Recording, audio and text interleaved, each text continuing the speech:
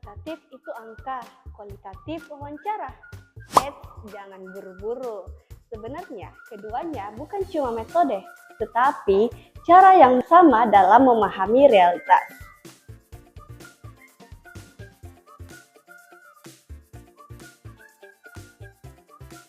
Halo Sobat Nalar, buat kamu yang lagi di fase skripsi, pasti sering dengar dua pendekatan ini, kuantitatif dan kualitatif.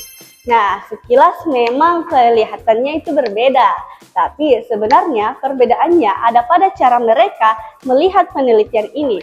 Creswell and Creswell pada tahun 2017. Nah, kalau kita lihat lebih dalam, kuantitatif itu berangkat dari pandangan bahwa realitas itu pasti objektif dan bisa diukur dengan angka. Nah, sementara itu, kualitatif melihat realitas sebagai sesuatu yang bisa berbeda tergantung dari pengalaman dan sudut pandang setiap orang. Nah, jadi dalam kuantitatif, data dikumpulkan dalam bentuk angka, lalu diolah dengan statistik untuk melihat hubungan atau menguji suatu hipotesis, pada tahun 2017.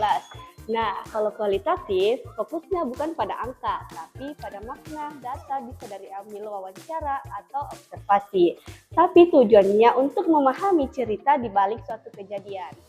Dalam kuantitatif, ada beberapa jenis yang sering digunakan. Misalnya, deskriptif untuk menggambarkan kondisi, korelasi untuk melihat hubungan, eksperimen untuk menguji pengaruh, dan komparatif untuk membandingkan kelompok.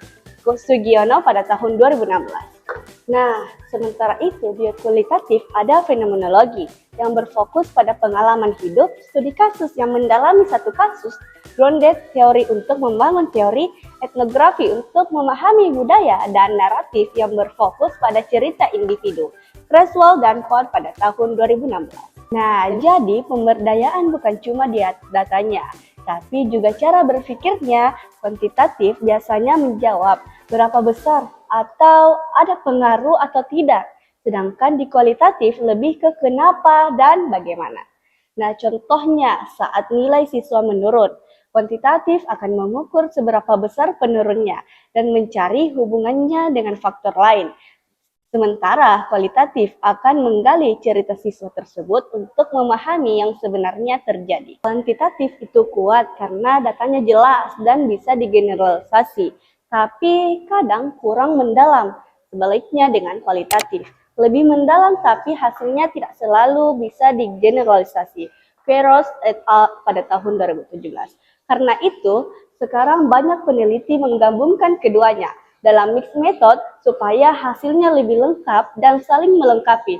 Creswell and Planoclar pada tahun 2017.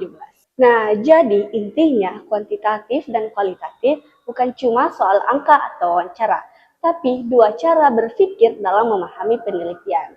Nah, teman-teman, sekarang kamu tim yang mana nih? Tim kuantitatif atau kualitatif? Tulis di kolom komentar ya, jangan lupa like and share. Saya Maya, sampai jumpa di video berikutnya.